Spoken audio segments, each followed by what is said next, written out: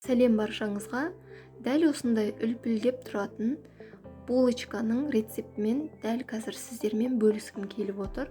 Өте жұмсақ, ауызашарға сәресінде ұсынсаңыз, отбасыңыз рахаттанып жейтін болады. Достар, жасап жатқан видеоларым ұнаса, лайк басып қолдауды ұмытпаңыздар.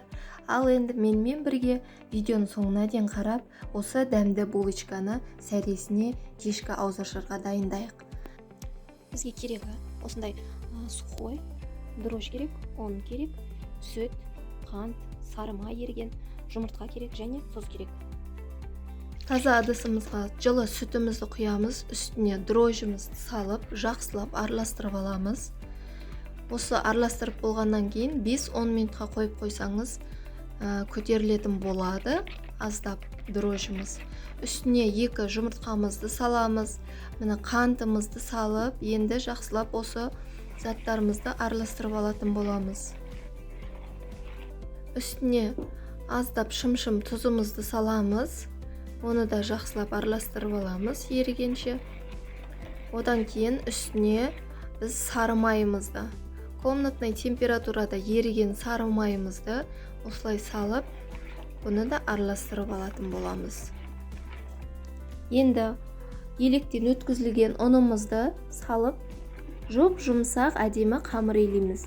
Міндетті түрде торттың, булочканың, пирогтың, бауырсақтың, нанның ұндарын електен өткізу керек, себебі пышный дейді, үлпілдек болып, жұмсақ болып көтерілуіне өз себебін тигізеді. Қамырымыз жұмсақ болып иленді, жабысып қалмас үшін сұйық маймен аздап қолымды батырып, міне орап, жарты 1 сағатқа қойдым. Ашығаннан кейін міне ұнымызды аздап дастарханға сеуіп, 2 бөлікке бөлдім де, қолыммен немесе оқтаудың көмегімен жайып шықтым. Шамамен 1-1,5 сантиметр қалыңдықта.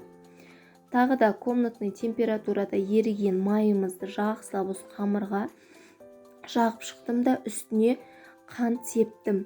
Сіздер қанттың орнына джем, варенье, мак сепсеңіздер болады. Осылай орап шығамыз барлық қамырды рулетик сияқты қылып. Мені орап болғаннан кейін енді розочка қылып астын түйетін боламыз.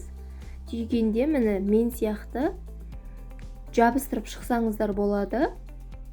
Көрдіңіз ғой, әп-әдемі розочка болып шығады. Енді осылай барлық қалған қамырымызды розочка жасап, астын жабыстырып, темір ыдысымызға қойып қоямыз. Екінші тестамызды алып, оның үстіне мен мак септім. Міне макты барлық жеріне жұқалап сеуіп шықтымда, дәл жаңағыдай орап, астын жабыстырып, 15-20 минутқа демалдырып алдым. Булочкаларымыз ісінуі керек. Енді осы булочканы ыдыстарымызда тұр ғой, ыдыстарымыздағы тұрған булочкаларға дайын. Үстіне жұмыртқамыздың сарысын жағып, 160 градуста 15-20 минутта пісіріп алатын боламыз. Ұнап жатса лайк, комментария жазып, қолдап кетіңіздер. Дәл осы рецептпен пісіріп, дастарханыңа ұсынып көріңіз, ұнайды деген сенімдемін. Ас болсын баршаңызға.